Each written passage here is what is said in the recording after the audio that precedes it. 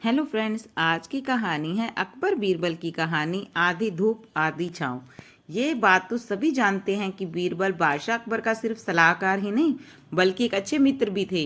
अकबर बीरबल की आधी धूप आधी छाँव की कहानी से हमें पता चलता है कि अकबर और अपने सलाहकार बीरबल के बिना कुछ दिन भी नहीं रह सकते थे। एक दिन बादशाह अकबर ने बीरबल के बीच किसी बात को अनबन हो गई। बादशाह अकबर ने गुस्से में आकर बीरबल को नगर छोड़ने का आदेश दे दिया। बीरबल नगर छोड़कर चले भी गए। बीरबल एक गांव में अपनी पहचान छुपाकर रहने लगे। बादशाह अकबर अपने सलाहकार के बिना कुछ दिन तो रहे, लेकिन जैसे तैसे दिन बीतते गए उनको राजकीय कार्यों में बीरबल की सलाह की आवश्यकता महसूस होने लगी। बीरबल उनके परम मित्र थे, इस वजह से उनकी याद भी आने लगी। अकबर ने सैनिकों को बीरबल को ढूंढने के लिए भेज दिया।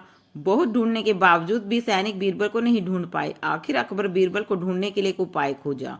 अकबर ने पूरे राज्य में ढिंडोरा पिटवा दिया कि जो भी कोई आधी धूप आधी छांव में मुझसे मिलने आएगा उसे मैं 500 स्वर्ण मुद्राएं दूंगा। अकबर को पहले से ही पता था कि बीरबल के सिवा मेरे इस प्रश्न का जवाब कोई और नहीं दे सकता और इस तरह से वे बीरबल को ढूंढने में सफल हो जाएंगे।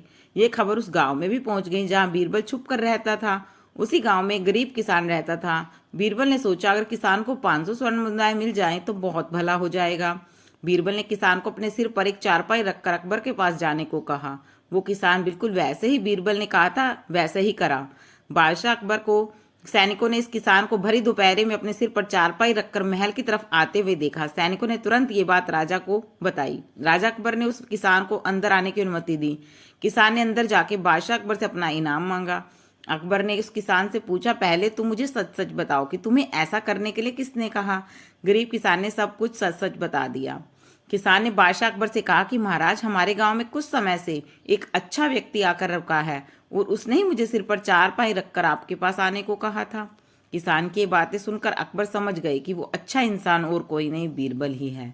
बादशाह अकबर ने अपने सेवक से कहकर उस गरीब किसान को 500 स्वर्ण मुद्राएं दिलवा दी। अकबर ने अपने सैनिकों को उस किसान के साथ भेजकर बीरबल को वापस आने का पैगाम भी भिजवा दिया। बीरबल बादशाह अकबर के पास वापस लौट आए। ऐसे ही रोचक और मनोरंजक कहानियां सुनने के लिए please like, subscribe and share my channel. Thank you.